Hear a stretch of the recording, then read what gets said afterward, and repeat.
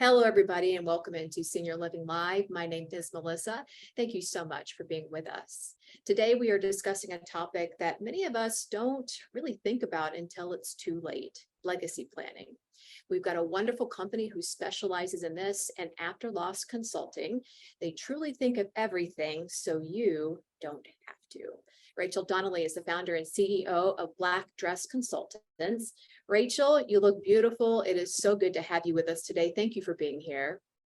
Thank you for having me. It's always good to be with a fellow redhead. Ah, I love that. Yeah. Well, first, let's talk about you. Tell us about yourself and your company, Black Yeah. Dress.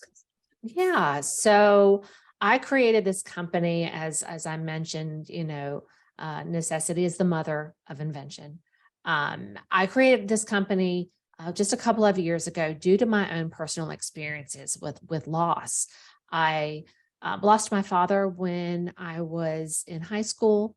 And then fast forward several years later, after I had gone to college and got married and had children, my mom got sick and unfortunately went into the hospital and never came home. And her passing left me in charge of her brother, my uncle, who was in the latter stages of Parkinson's.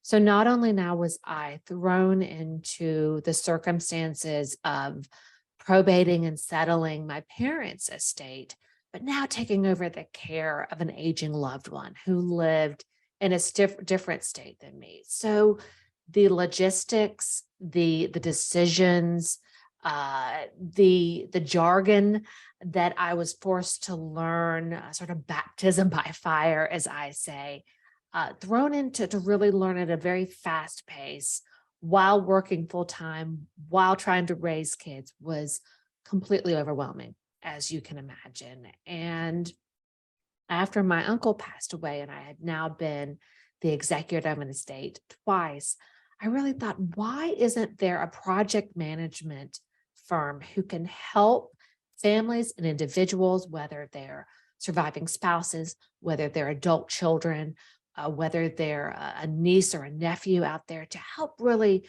manage those logistics that are unavoidable when you lose a loved one. What I refer to is sort of the business of death. And I felt there was not really a lot of attention given to this very important topic and very important circumstances. So I said, there isn't a company like this. I'm going to create it. And I did. And my company is a nod to my mother, who was a research librarian and genealogist. And she was an expert in Victorian mourning customs. So I named the company Black Dress Consultants after her expertise. She used to do tours at a very historic cemetery in Atlanta, dressed up as a Civil War widow. And so this is a nod to that, the customs, the traditions around mourning. So that's how I started this company. And it was, like I said, just something that I felt if I needed, I couldn't be alone. Yeah, and I mean, your examples are probably shared by many people. Are probably hearing themselves within your examples, thinking, "Oh my gosh!" I mean, it is overwhelming, especially when Mhm. you've never done it before. You had to do it twice, and almost kind of one on top of the other. So, Right, um, right. I think that this is a wonderful company. I think it's a fantastic idea. I think it is very necessary, and I'm so glad that you are doing it. And I'm so glad that you're introducing that to our viewers here today. So you do write on your website, it says life is messy, but death, that can be even messier. And I know you just gave us a Right, few examples in your own life right, of that right. being the case. Can you give us some examples that you have seen in your experience so far within your company with the death of a loved one, and how that can truly become messy? How much time do we have? I'm kidding. Take your time. There, unfortunately, I have experienced but had the pleasure or the honor of helping families and help guide them through some of these experiences. But many of the things that I see, there's sort of recurring themes when you lose a loved one, and you're left with all of those logistics. One of the biggest things is the stuff.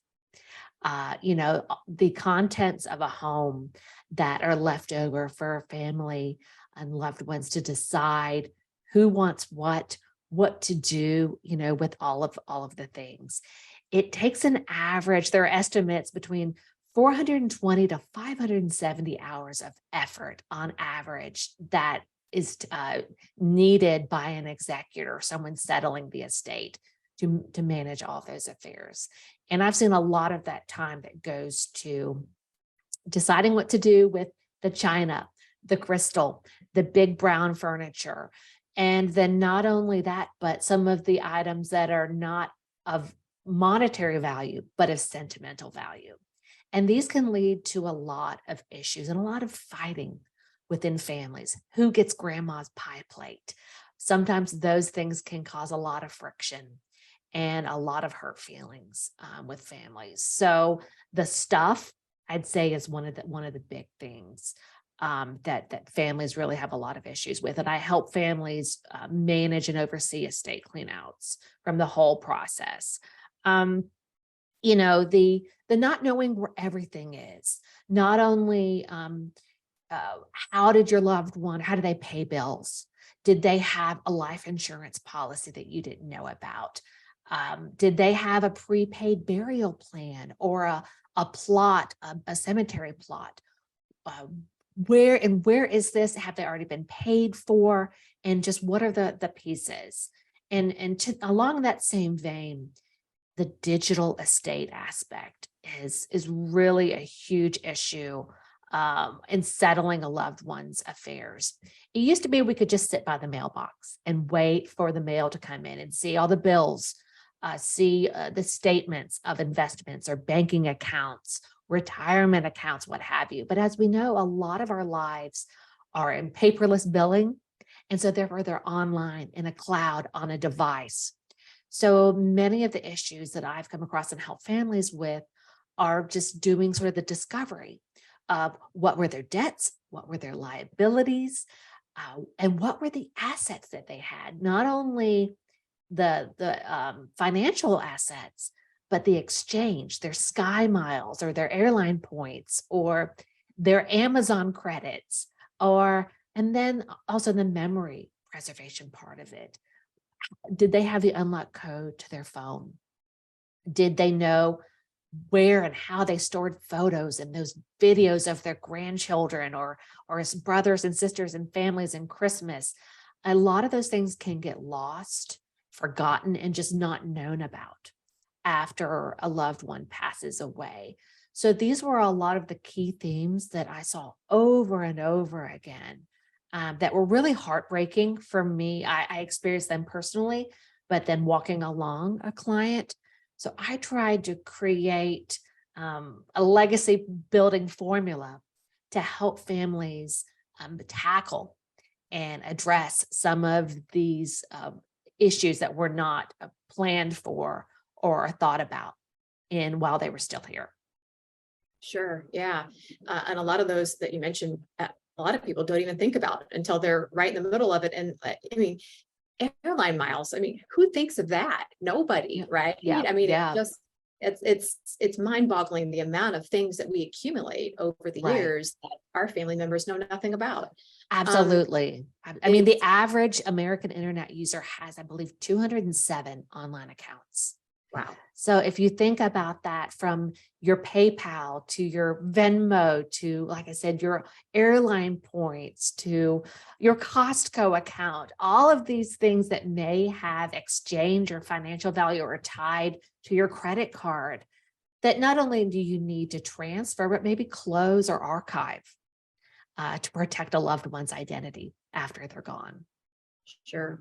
Well, I think in your examples there, it's pretty important why when you offer after loss consulting, which is crucial, but then the legacy planning, which is kind of what we're focusing on and what you just described, and why it's important to create that and give everybody a heads up before someone passes. Hey, this is what I've got. These are the ways you can get to point A to point B. So you know why it's important. But when should people start considering taking legacy planning into account? When should they start that process with the Yeah, children? I heard an estate planning refer to say this one time, and it was the best explanation or definition I had heard of an estate. People think of an estate and that you have to have a certain amount of money, you have to be wealthy or rich. If you own things or owe things, you have an estate. So I've worked with clients in legacy planning from their early 40s to their late 80s, whether they were experiencing a health issue and were about to have a major life surgery, or whether they had not had any health issues and were in their late 80s and wanted to make sure that all of these little items that we discussed were buttoned up and organized.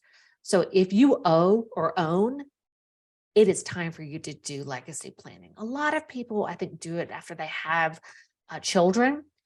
But as we're seeing, there are a lot of individuals who've chosen not to have children or never had children.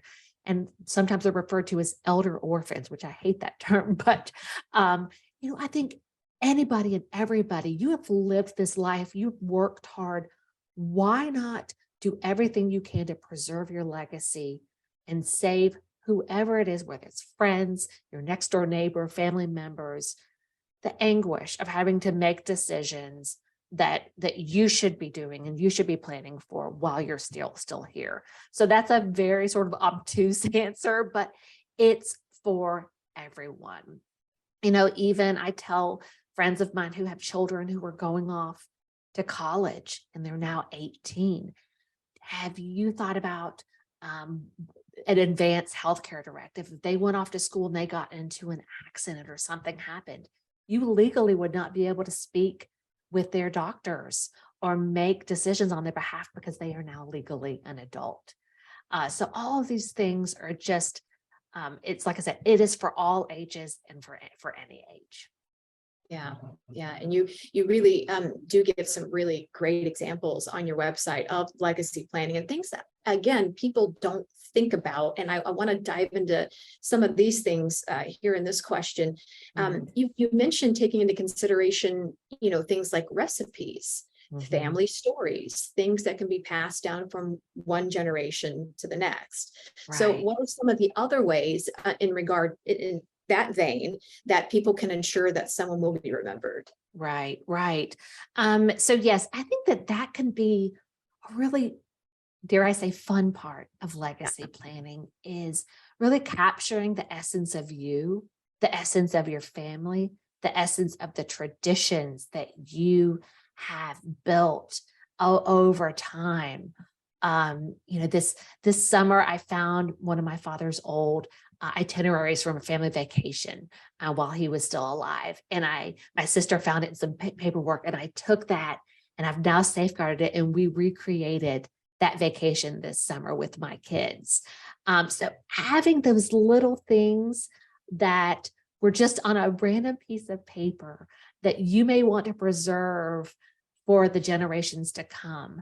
Not having my parents around now, not being able to ask those questions of how we're related to Aunt Fern or what have you. Like those are the things that can be very meaningful and very important to safeguard and preserve.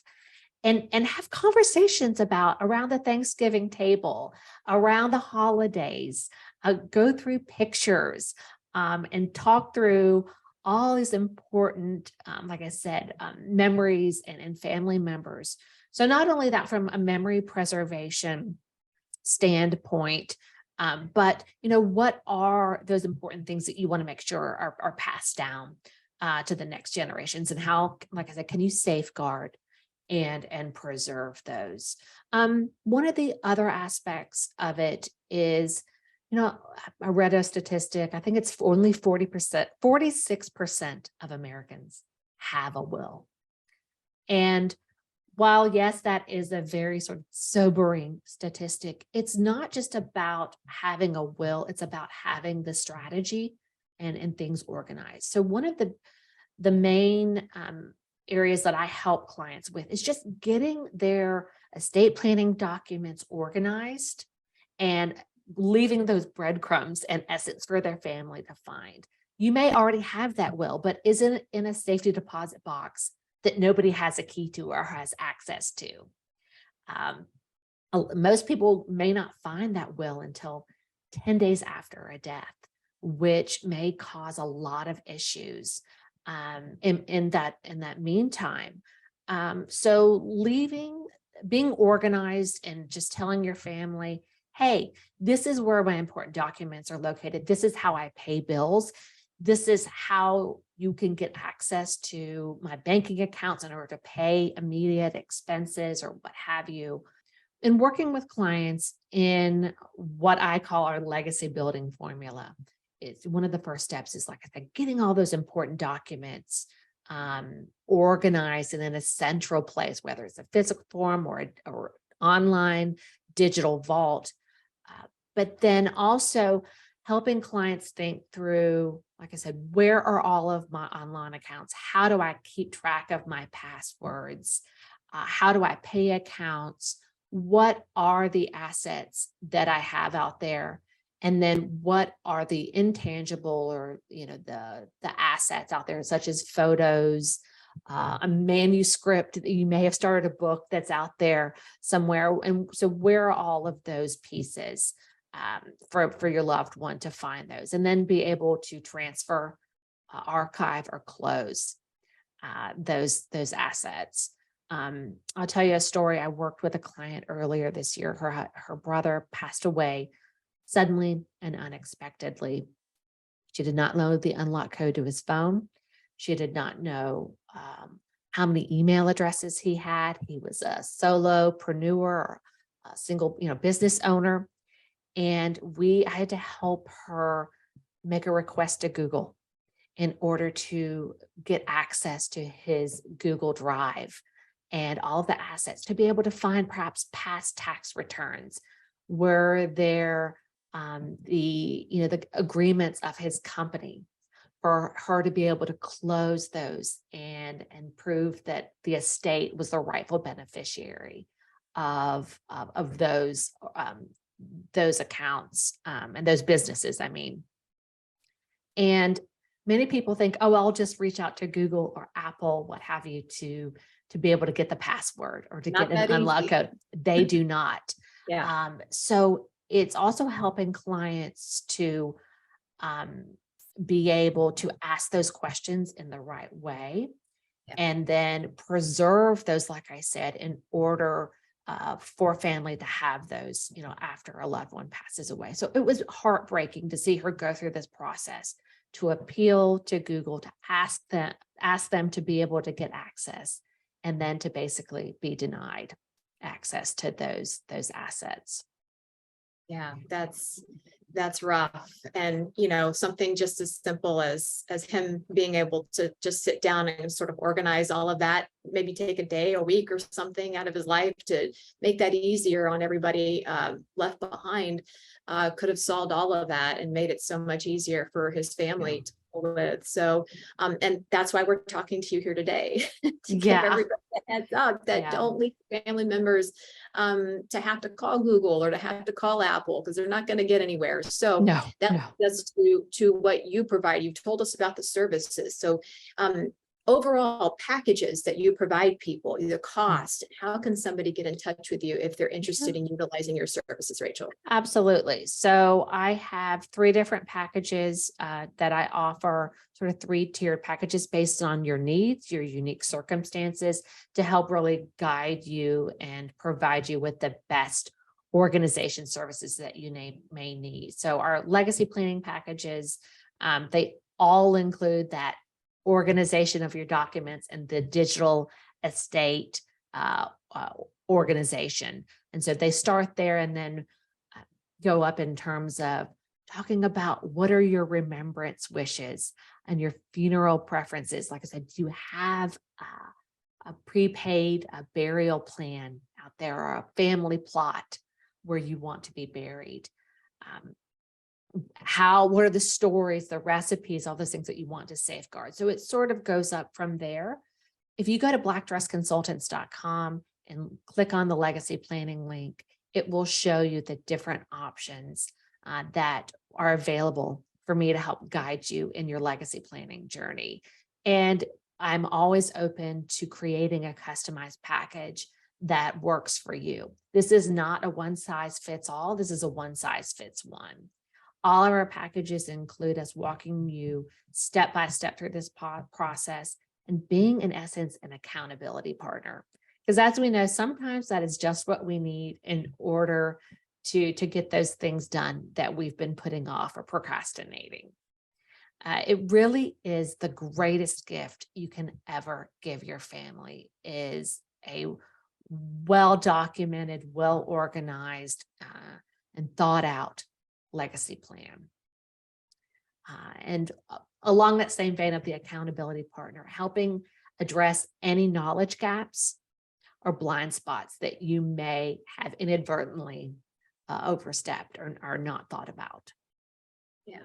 And I think you mentioned a few here in this interview. So I think people are thinking, oh my goodness, I didn't do that. Maybe I should do that. Well, if you've heard something from Rachel in this interview today that really got your attention, give her a call or head over to her website. And the website is blackdressconsultants.com. You can also follow me on Instagram at Black Dress Consultants. I'm on LinkedIn, Rachel Donnelly of Black Dress Consultants. So all Black Dress Consultants. I'm on all the things online.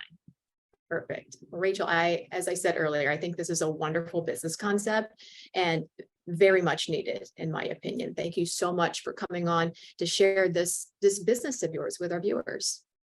Thank you so much. Thank you for having me. Absolutely. Well, if you enjoyed this video with Rachel, head on over to our website. It's www.seniorlivinglive.com. We've got so many videos just like this one to help you navigate senior living. Thank you so much for being a part of Senior Living Live. Have a great day, everybody.